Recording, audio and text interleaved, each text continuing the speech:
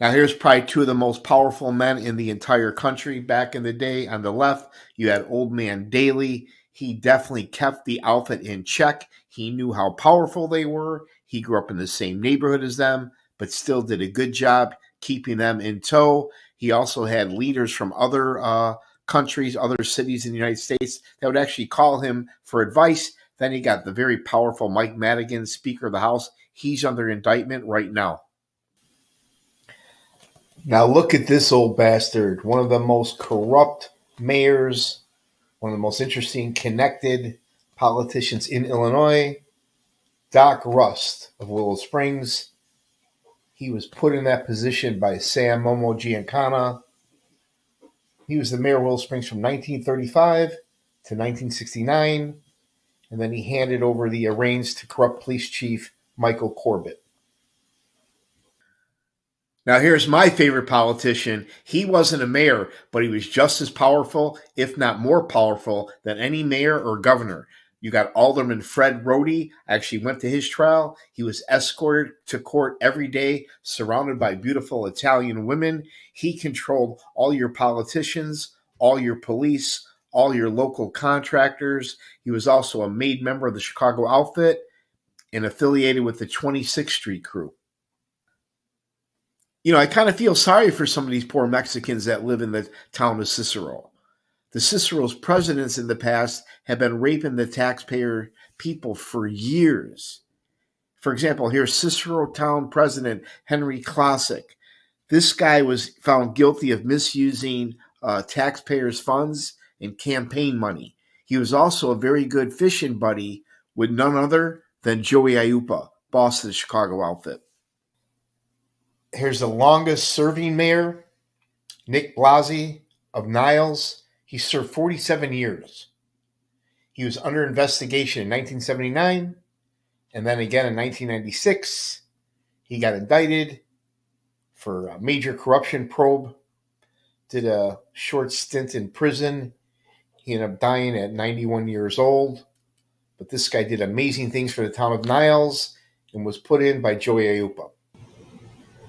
Now here, corrupt mayor of Rosemont, probably the most important mayor to the Chicago outfit, Ronald Stevens.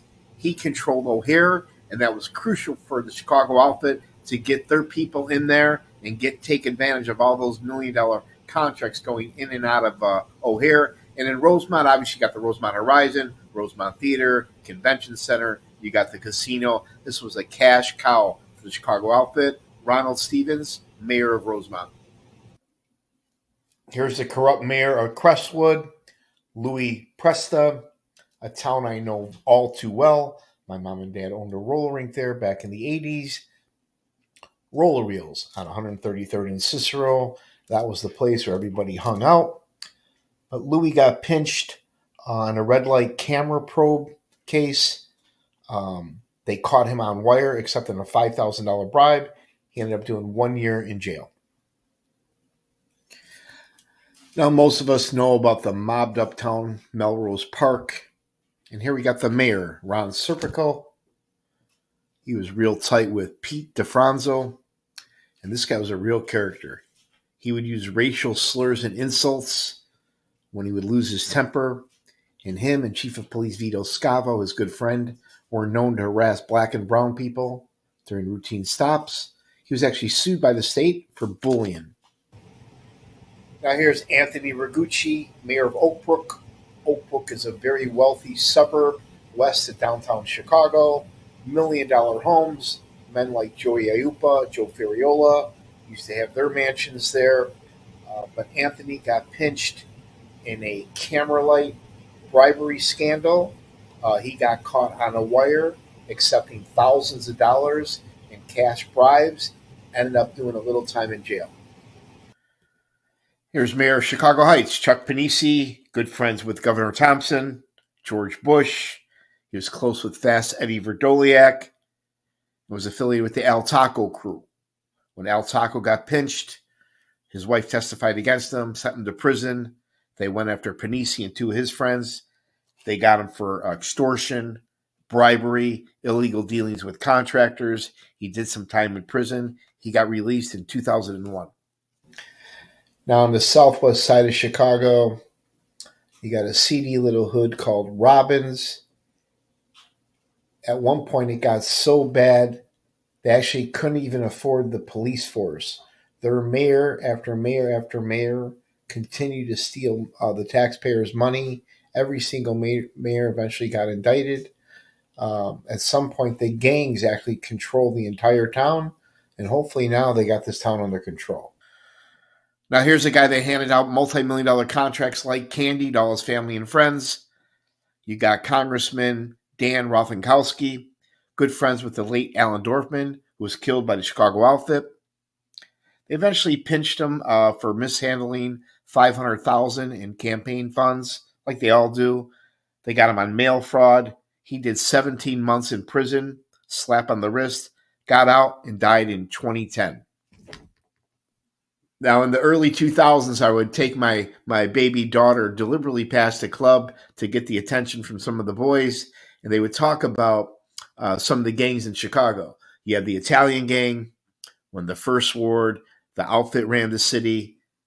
Then you had the Irish gang, when Daley was mayor. And then you had the Jewish gang, when Rahm Emanuel was mayor.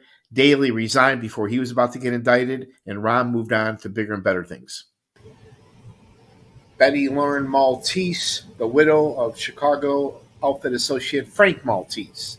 I actually went to her trial, and Betty, a mob guy, and his son were convicted for stealing $12 million from the town of Cicero. Prosecutors showed Betty's gambling receipts at Bellagio and Caesar's Palace, totaling over $350,000. Betty and her girlfriends wore Gucci and Prada and fur coats into court. Now, you will never meet or see a more greedier bitch than this woman. How these people get elected, I have no idea. Rita Crudwell. I don't know how many people remember her, but she was the treasurer of Elmhurst. She stole all alone by herself over $53 million. She showed no remorse and only got 19 years. There's Eric Kellogg, mayor of Harvey, Illinois. Him, his brother, chief of police, and another brother, the three of them, were all indicted on a major racketeering, RICO, extortion, bribery case. They were all convicted, did a quick stint in prison, and probably are still up to no good today. I can just imagine what guys like Al Taco or Nicky DeAndrea would have done to a guy like this. But here's corrupt mayor of Calumet City, Jerry Genova. This guy had a bright future ahead of him, but he got greedy. He got pinched for a widespread corruption RICO case. He was receiving over $125,000 in cash in kickbacks.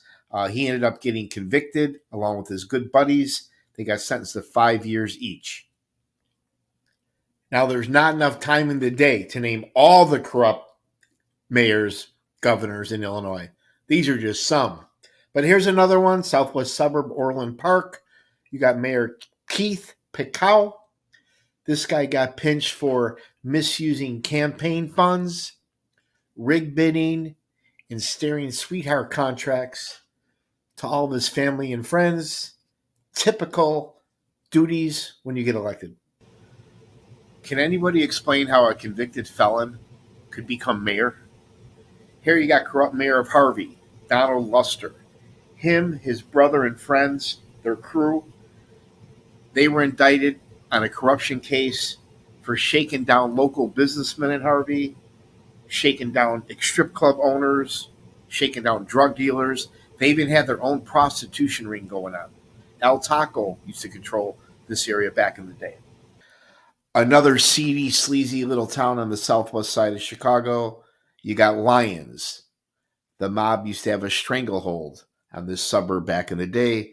And here on the right, you got a high-ranking official that was pinched, was indicted for mishandling over $300,000 in cash, handing out sweetheart contracts to his family and friends. And I think they even got him on a tax invasion case as well. Now, after my girl Betty got convicted for stealing $12 million from the town of Cicero, they elected this guy, Larry Dominic, town president. He was a retired police officer, used to be a garbage man for the town, worked for the city for over 34 years. When he got elected, he put over 20 family members, gave them fat city contracts, as well as all of his friends, spent over $500,000 in taxpayers' money. Now here's corrupt Governor George Ryan. I went to his trial. Him and Larry Warner were giving out CDL trucking licenses like candy, no training, no experience. You didn't even know how to read or write or speak English to get a license back then. All you needed was the right connections and some cash. George Ryan also ran a company called McPier, which was $1 million contracts going to Navy Pier and McCormick Place. Disgraced Governor Rod Blagojevich. I went to both of his trials, 1 and 2. And I'll never forget when one of his aides testified that when the president of the Children's Memorial Hospital was trying to get a hold of Blago for a very important grant that they needed for a hospital expansion, Blago was ghosting him, blowing him off, not returning his call. When the guy showed up at his office, Blago literally hid in the bathroom like a bitch. Now here you got crooked, corrupt Alderman Ed Burke. His wife is actually a federal judge. I remember seeing them in the West Loop one day. Very nice people. Fast forward, he gets indicted on a major RICO case involving racketeering, extortion, and bribery. He was good friends with Alderman Fred Rohde, Pat Marcy, and several other Chicago heavyweights. Here's my guy, Fast Eddie Verdoliak, very powerful alderman in Chicago. I'll never forget, I actually met him in the late 90s at lunch at La Scarola. That's a place where all the heavyweights used to hang out. He's good friends with John No Nose DeFranzo, Mikey Switek, several other outfit guys. He got pinched for tax evasion and siphoning off millions of dollars in several business dealings. Now, back in my day in the 70s and 80s, Wayne Bach, Chicago outfit heavyweight, and Pete Altieri, they controlled Summit. People say, where's Summit? Summit, you go to the end of the world and take a left. Seedy little town on the southwest side of Chicago. And here you got two high-ranking officials just got indicted. I actually went to high school with these guys. On the left, Bill Monday, building inspector. They got him with bribery. Then you got the chief of police, bribery, and filing false taxes. Now, the list of corrupt officials in Illinois just goes on and on and on. There's just too many to name. From congressmen to aldermen to senators to policemen to city officials, public officials, cops. I mean, it goes on.